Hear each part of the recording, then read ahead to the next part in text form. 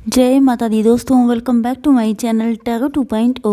दोस्तों आज मैं आप लोगों को बताऊंगी कि कुंभ यानी एक्वेरियस की लाइफ 5 सितंबर के दिन कैसी रहने वाली है। ओके, तो आइए चलिए स्टार्ट करते हैं। यूनिवर्स प्लीज़ मुझे बताइए कि एक्वेरियस की फैमिली लाइफ 5 सितंबर के दिन कैसी रहने वाली है। ओके, पहले एक कार्ड आ गया मेडिटेट एंड कंटम्पलेट का। ये यूनिवर्स प्लीज़ मुझे बताइए कि एक्वेरियस की बिजनेस एंड जॉब कैसी रहेगी। एक्वेरियस की हेल्थ कैसी रहने वाली है 5 सितंबर के दिन।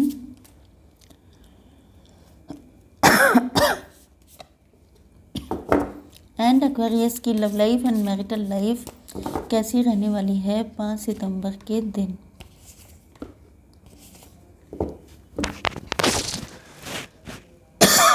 सॉरी, देखिए बॉटम ऑफ द डेक आया है ए पर्सनल इशू रीचेस रेजोल्यूशन। इसका मतलब ये है कि कोई पर्सनल इशू हो सकता है जो बहुत लंबे टाइम से आप लोगों को परेशान कर रहा था। या तो ये फैमिली मैटर हो सकता है, या आपकी मैरिटल लाइफ हो सकती है, या लव लाइफ भी हो सकती है। एंड मुझे ऐसा लग रहा है कि इसका रेजोल्यूशन होने वाला है बहुत जल्दी। एंड आपकी लाइफ में एक न्यू स्टार्ट होगा। ओके, मतलब कोई एक्स आपकी लाइफ में आ सकता है, या आप अपने किसी रिलेटिव से आपके रिलेशन ख़राब हो गए थे, बहुत लंबे टाइम से दिक्कतें चल रही थी, तो वहाँ पर भी समझौता कंप्रोमाइज़ होने के चांसेस हैं। ओके, तो चलिए देख लेते हैं। ओके, यूनिवर्स प्लीज़ मुझे बताइए कि मेडिटेट एंड कंटम्पलेट का कार्ड क्यों आया है।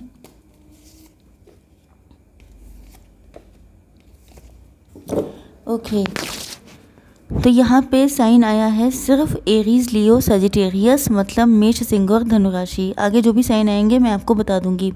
तो यहाँ पे मेन चीज़ ये है कि मुझे लग रहा है कि आपके पार्टनर जो हैं इनको अपने कर्मा फेस करने पड़ रहे हैं।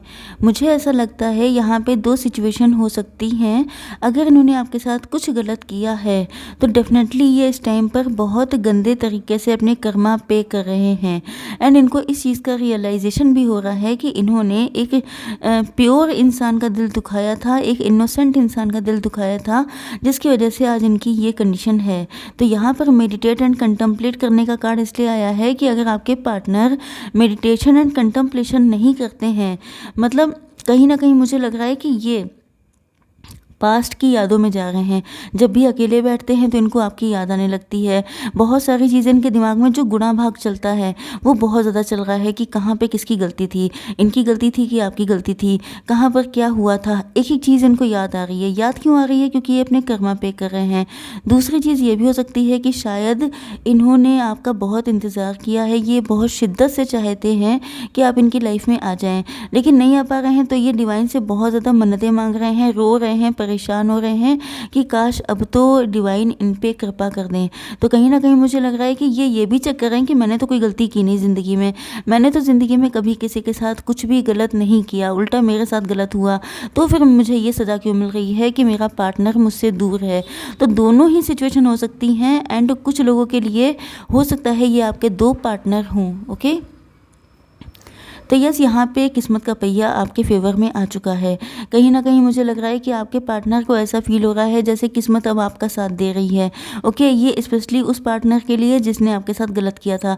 इनको ऐसा लग रहा है कि पहले जब किस्मत इनके हाथ में थी तो इन्होंने आपके साथ गलत किया, लेकिन अब जब किस्मत आपके साथ है तो फिर आप भी इनके साथ वही करेंगे जो इन्होंने आपके साथ किया था।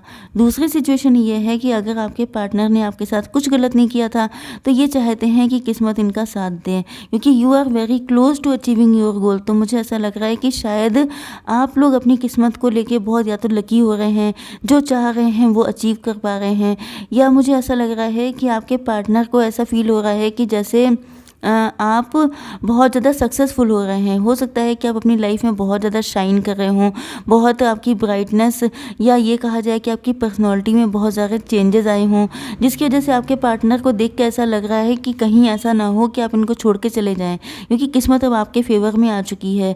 तो ये चाहते हैं कि किस्मत इनका भी साथ दे एंड ये आपके पास आ जाएं जल्दी से जल्दी आपको अचीव करने के लिए, क्योंकि इनका गोल तो सिर्फ आप हैं। ओके, मुझे लगता है कि आपके पार्टनर जो हैं ये बहुत ज़्यादा परेशान हो चुके हैं, क्योंकि यहाँ पे कार्ड आ चुका है your commitment is being tested. तो मुझे ऐसा लगता है कि आपके पार्टनर जो हैं या तो यहाँ पे ट्विन फ्लेम हो सकता है या आप लोग सोलमेट हो सकते हैं, जिसकी वजह से आप लोगों का जो कमिटमेंट लेवल है उसको टेस्ट किया जा रहा है। ये देखा जा रहा है कि आप लोग कितने एक दूसरे के लिए ऑनेस्ट हैं, कितने ज़्यादा आप लोग कमिटेड हैं। तो आपके पार्टनर जो हैं वो कहीं ना कहीं अपना देखिए यहाँ पे टाइम आ चुका है कि ये अपना कमिटमेंट प्रूव करें, ये दिखाएं कि ये आपके लिए कितने ज़्यादा डिवोटी हैं। ओके, एंड अगर ये सिचुएशन आपके साथ है तो आपको भी दिखाना पड़ेगा कि आप अपने पार्टनर के लिए कितने डिवोटी हैं, क्योंकि अगर डिवोशन इक्वल होगा तब तो यूनियन होगा, अदरवाइज नहीं हो पाएगा। ओके, तो यहाँ पे आ चुका है एस ऑफ वैंड्स। तो आपके पार्टनर आप ही के साथ अपनी लाइफ में स्टेबिलिटी, ग्रोथ, सक्सेस सब कुछ चाहते हैं। तो इनका तो इंटेंशन क्लियर है, एंड अगर आपका क्लियर नहीं है तो दिक्कत आ सकती है, या ये अगर आपका इंटेंशन है तो आपके पार्टनर का भी इंटेंशन सेम होना चाहिए, तभी आप लोगों का यूनियन पॉसिबल हो पाएगा। ओके, अब देख लेते हैं कि आप लोगों के बिजनेस एंड जॉब कैसी रहने वाली है आज के दिन। यूनिवर्स प्लीज़ मुझे बताइए कि टाइम फॉर हीलिंग का कार्ड क्यों है, होल्ड योर विजन का card, and end of it of cycle का कार्ड। ओके, तो यहाँ पे मुझे ऐसा लग रहा है, यहाँ पे आपके साइन हो सकते हैं आपके पार्टनर के लिब्रा, जेमिनी, एक्वेरियस मतलब तुला, मिथुन, कुंभ राशि, एंड वृषभ, कन्या, मकर राशि। ओके, मतलब टॉरस, वर्गो, कैप्रिकॉर्न। ओके, तो यहाँ पर मुझे ऐसा लग रहा है कि आप लोग आपका पैसा कहीं पे डूब गया है, या ये हो सकता है आपका पैसा किसी ने मार दिया है, कहीं पे आपको कोई तगड़ा लॉस हो गया है, चाहे आप लोग बिजनेस कर रहे हैं या जॉब कर रहे हैं।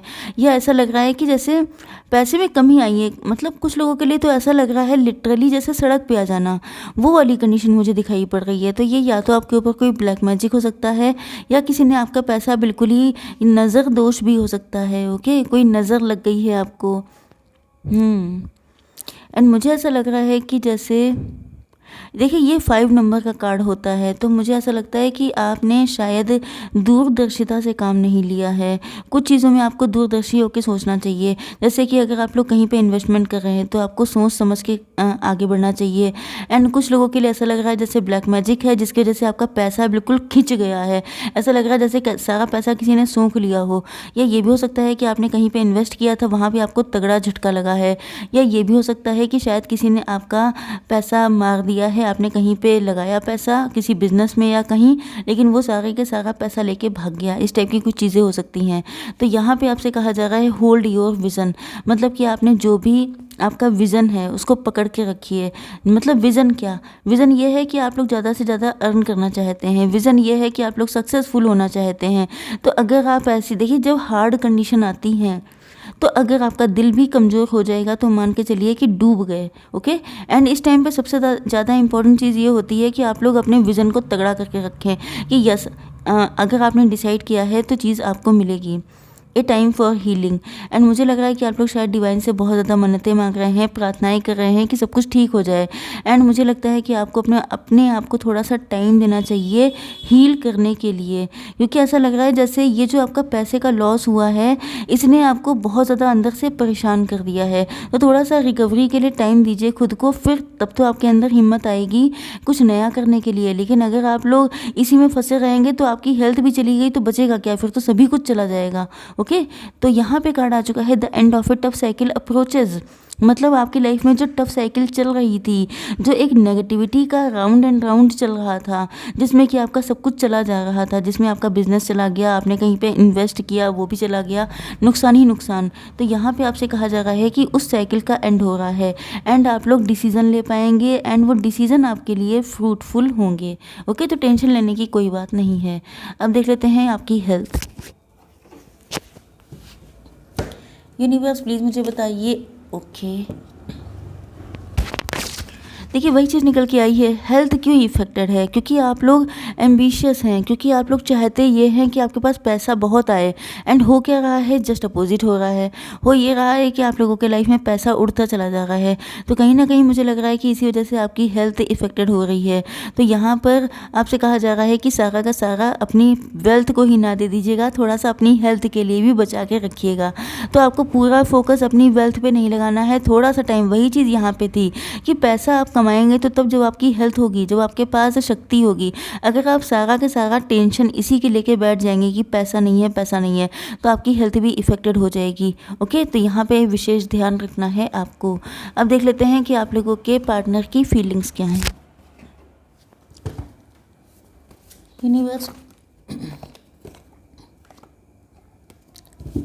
यूनिवर्स प्लीज़ मुझे बताइए। ओ माय गॉड, कार्ड्स मुझे लग रहा है अपने आप ही निकल आएंगे। देखिए, मुझे लगता है कि आपके पार्टनर ने यहाँ पे taurus, Virgo, Capricorn and cancer, Scorpio, Pisces की एनर्जी है। मतलब वृषभ, कन्या, मकर राशि एंड कर्क, वृश्चिक, मीन राशि। ओके, तो मुझे लगता है कि आपके पार्टनर ने आपको लेकर के बहुत सारे सपने देखे हैं एंड ये आपको अपने दिल में छुपा के रखना चाहते हैं, आपको लेके भाग जाना चाहते हैं।